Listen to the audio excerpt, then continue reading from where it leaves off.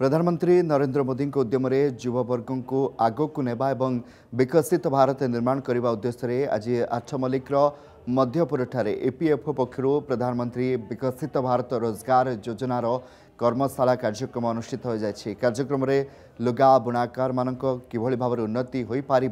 किभली से एपीएफओ करी प्रधानमंत्री विकसित भारत रोजगार योजनार लाभ पाई पारिबे एने आलोचना हो जाए। प्रधानमंत्री विकसित भारत योजना माध्यम भारत सरकार 1 लाख कोटी खर्च कर 3 कोटी 50 लाख चाकरी देवार बंदोबस्त कर कौन होना जो मैंने प्रथम थर कौन सी संस्था जॉइन करेंगे गोटे मास दरमा जोड़ा अप टू 15,000 टका पर्यंत 2टा किस्ती डीबीटी माध्यम जदि आधार सी बैंक रे संलग्न थाए 2टा किस्ती पैसा दि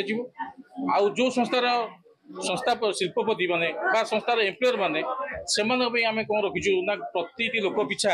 अप टू 3,000 प्रति मास पर एम्प्लॉय पर मंथ आम दोबारा प्रयोजन रखीचु। जदि आपंक आम भिडी भल लगा तेब आम चैनल को लाइक शेयर और सब्सक्राइब करने को जमा भी भूलु नहीं।